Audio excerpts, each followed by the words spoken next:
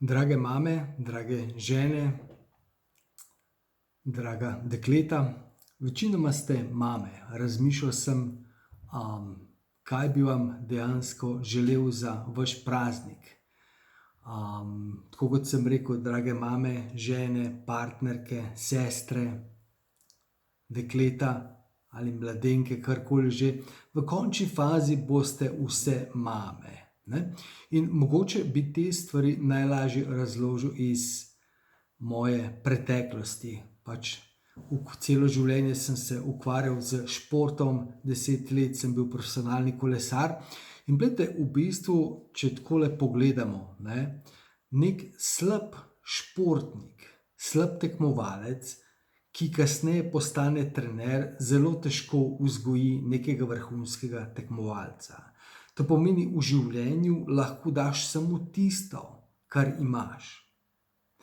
In vse prevečkrat opažam, že od moje mame in tukaj, ko delam z strankami,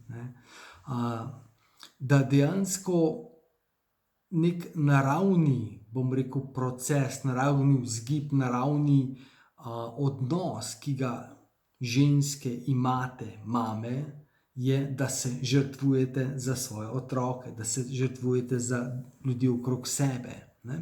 Ampak v bistvu morate razumeti, da dejansko tisto, kar imate v sebi, lahko daste naprej. In samo srečna, uspešna, zadovoljna, ljubezni polna mama lahko vzgoji srečnega, uspešnega, ljubezni polnega otroka. Razumete? Zato, ker mama, ki se žrtvuje za svojega otroka, ki se ves čas odpoveduje vsemu, dostikrat se pogovarjam z mamami, kako ste ontri, vse se mi je porušilo, mali je zopet bolan, čisto nič drugega ne delam, kot samo skrbim za malega. Razumem, čutim vas, podpiram vas. Ampak dejansko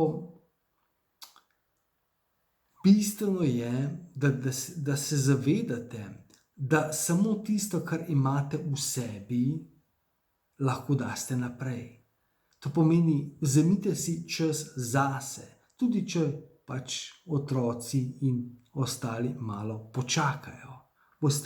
Boste videli, da dejansko se da.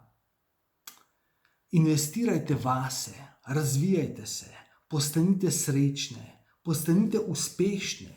Ogromno mam misli, da se mora žrtvovati in nimajo časa, da bi postale uspešne, zato ker imajo otroke, ker otroci odraščajo, ker imajo partnerje, ker morajo skrbeti za partnerja. Ampak poglejte, nekdo, ki se žrtvuje, potem dejansko daje sporočilo, daje dejansko navodilo svojim otrokom, da je smisel življenja žrtvovanje. Kako lahko otrok, katerega mati se je celo življenje žrtvovala in vse druge postavljala na,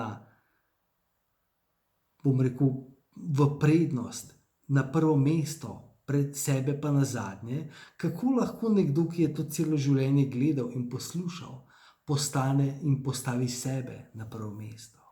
Razumete? Zato še enkrat ponavljam, samo srečna, zadovoljna, ljubezni polna in uspešna mama lahko vzgoji srečnega, zadovoljnega, ljubezni polnega in uspešnega otroka. Vzemite si čas, dajte se postaviti majčkeno naprej, dajte se postaviti na prvo mesto. Postanite srečne, zadovoljne, ljubezni polne in uspešne. In želim vam čudovit praznik.